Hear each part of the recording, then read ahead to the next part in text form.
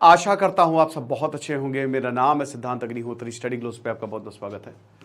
दोस्तों, times of India का एक बहुत अच्छा आर्टिकल है और मैं आर्टिकल के हिसाब से ही चलूंगा। कंट्रोवर्शियल आर्टिकल है, बट नरेंद्र दाभोलकर कौन थे और इनको क्यों मारा गया, तो बात करेंगे। लेकिन उससे पहले दोस्तों, आपको पता कि हमारी वेबसाइट लाइव है।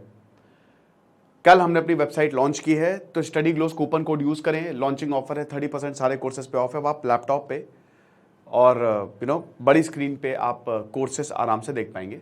करेंट अफेयर्स और एडिटोरियल सेक्शन ज़रूर एक्सेस करें, ये आपके लिए हमने बनाया। अगर आप यूपीएससी की तैयारी कर रहे हैं, ये बहुत इंपॉर्टेंट रहेगा, ठीक है। साथ ही साथ अकाउंट बनाएं। यहाँ पे सबसे पहले आप अपना अकाउंट बनाएंगे, इसमें आप अपना पासवर्ड और ओटीपी मेल पे आएगा आपकी, ठीक है। तो ये 3-4 चीज़ें जो मैं आपको बताना चाहता हूँ।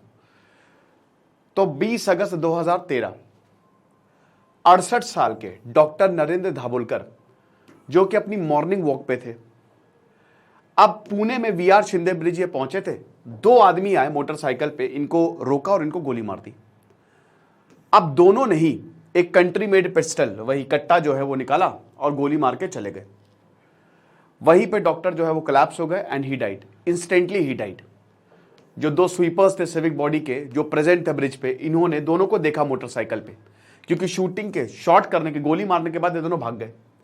अब इन्वेस्टिगेशन हुई। फिर अब ये बोला गया कि जो असेलेंट हैं, उन्होंने मोटरसाइकिल थर्ड इंडिविजुअल को दे दी, यानी कि दोनों भागे, 2 लोग थे और तीसरे को इन्होंने दे दी, ताकि सबूत को मिटाया जा सके। सीसीटीवी कैमरा थे तो इससे साफ पता हो गया। उसके बाद दोनों ने बस पकड़ी और औरंगाबाद, जिसको अब छत्रपति नगर कहते हैं, वहां चले गए, ठीक है ना।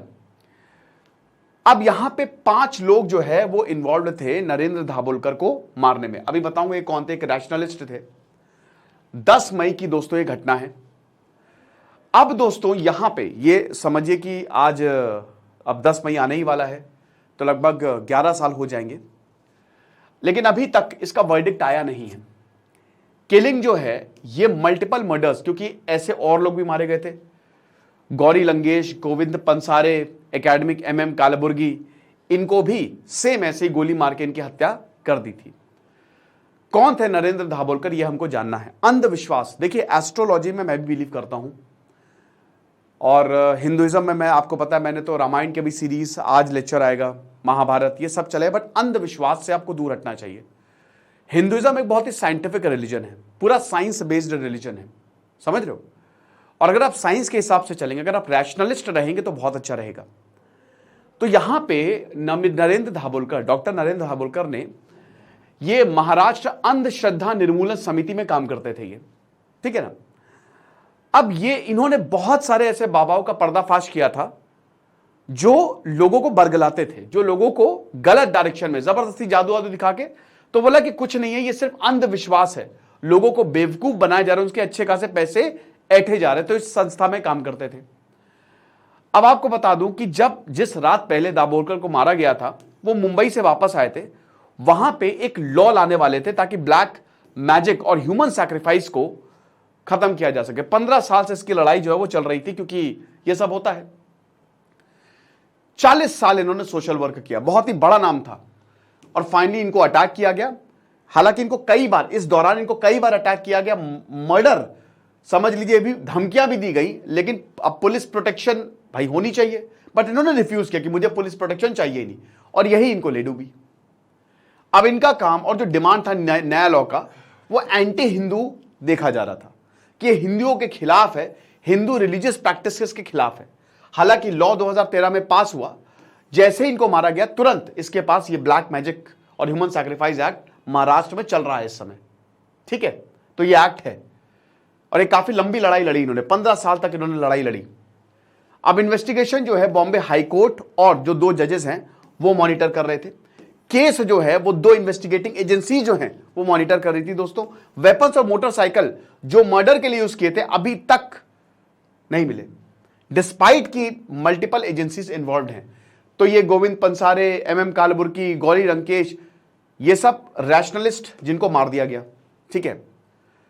अब यहां पे आरोप लगा है, गोवा में हेडक्वार्टर है सनातन संस्था का, इनके 5 मेंबर को अक्यूज किया गया, इनके ऊपर आरोप लगा है।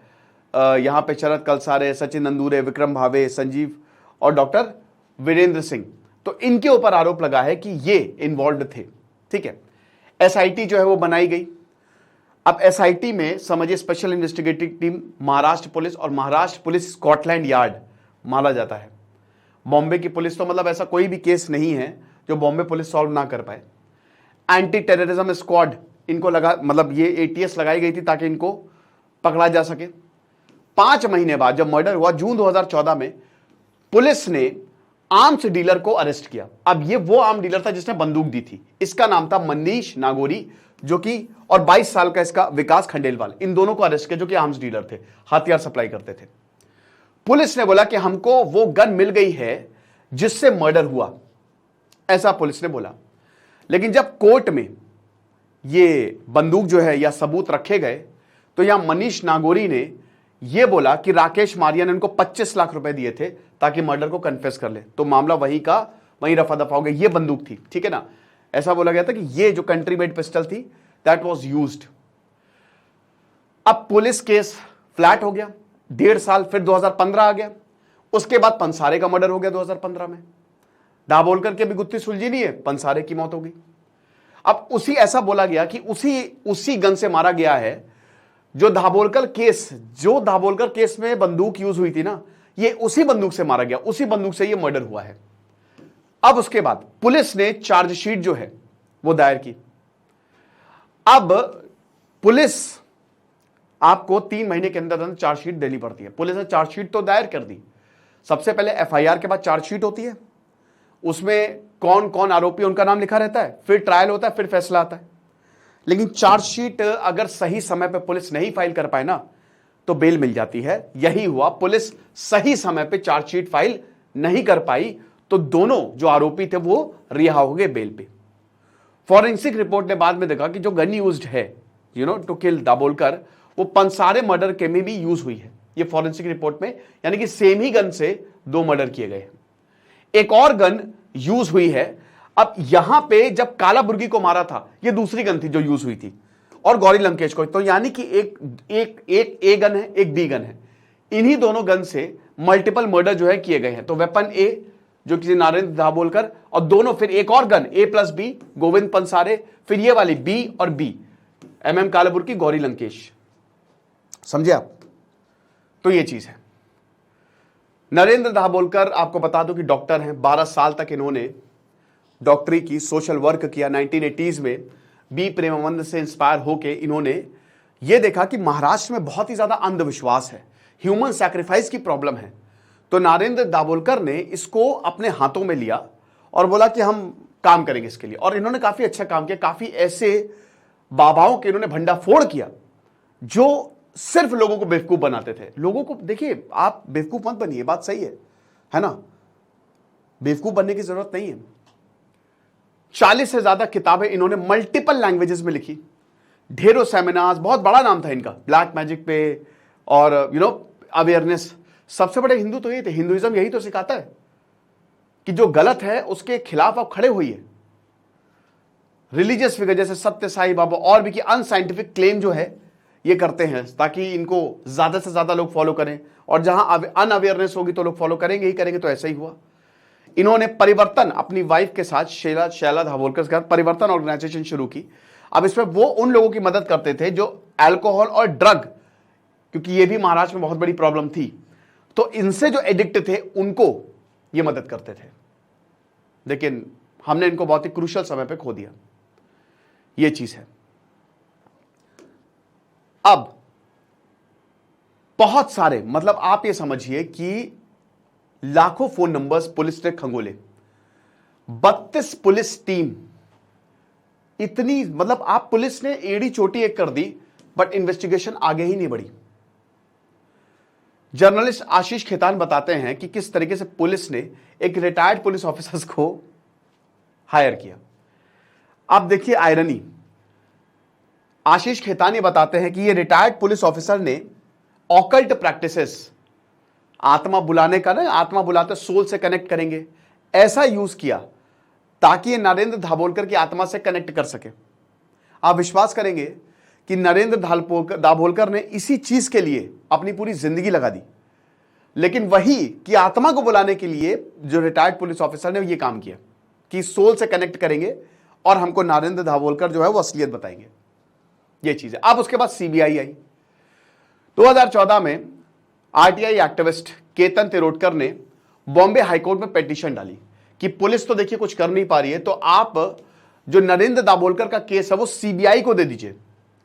बहुत सारे ऑब्जेक्शंस है, काफी ऑब्जेक्शंस है, इनिशियल ऑब्जेक्शंस, लेकिन दाभोलकर की जो फैमिली थी उन्होंने बोला ना, हम चाहेंगे सीबीआई को चला जाए। लेकिन फिर जब बीजेपी पावर में आई तो उसके बाद ये केस बहुत आगे जा नहीं पाया, ऐसा आरोप लगा है, ठीक है ना। तो बॉम्बे हाईकोर्ट ने थोड़ा सा दोस्तों कुछ आवाज में प्रॉब्लम आ गई थी, तो अब सीबीआई ने यहां पे 2 इंडिविजुअल्स को यहां पे नेम किया, ठीक है, जो कि इसी संस्था सनातन संस्था से एसोसिएटेड थे, और बोला कि यही शूटर्स हैं। हालांकि फिर 2018 में सप्लीमेंट्री चार्जशीट फाइल की गई। अब एजेंसी ने बोला कि यहां पे जो कलसाकर और अंदुरे हैं उन्होंने ये काम किया। 2018 में महाराष्ट्र एटीएस ने सनातन संस्था के जगह पे रेड मारी, ठीक है, वैभव राउत जो थे नालासोपारा में, और वहां पे इनको क्रूड बॉम्ब्स और बाकी मटेरियल्स मिले बॉम्ब बनाने के। वहां से इन्होंने इनको अरेस्ट किया। हालांकि इस संस्था की कई बार बैन की मांग उठ चुकी कि आप इसको बैन करिए, ठीक है। अब अंदुरियो जब कन्फेशन हुआ, इन्होंने कन्फेस किया कि हमारा इन्वॉल्वमेंट है नरेंद्र दाभोलकर मर्डर में। कम से कम 10 और अक्यूज्ड इंडिविजुअल्स जो कि नालासोपारा आर्म्स केस में इन्वॉल्व थे, उन्होंने भी बोला कि भाई देखो यहां पे ये दे आर जो नरेंद्र दाभोलकर केस है, हमको भी यहां पे घसीटा जा रहा है। अमोल काले जो कि फॉरनर कन्वीनर थे सनातन धर्म के, लीडर थे हिंदू जागृति समिति के, ये सब के सब अक्यूज्ड थे, क्योंकि 4 मर्डर हुए थे ना। 4 मर्डर में जब आर्म रेड की गई तो वहां से लिंक मिल गया, ठीक है, सीबीआई को, पुलिस को भी। अथॉरिटीज ने बोला कि जो मेंबर्स हैं, ऐसा कहा गया, ऐसा आरोप लगा कि जो सनबर्न म्यूजिक फेस्टिवल पुणे में होता है वहां पे भी ब्लास्ट की प्लानिंग कर रहे थे। तो काफी ज्यादा जो सनातन संस्था है वो कंट्रोवर्सी में रही है, राइट। मोटिव ये था कि भाई देखो, क्योंकि ये हिंदू राष्ट्र सबसे बड़ा कांटा नरेंद्र दाभोलकर थे हिंदू राष्ट्र के आगे, इसीलिए हमने इनको मारा।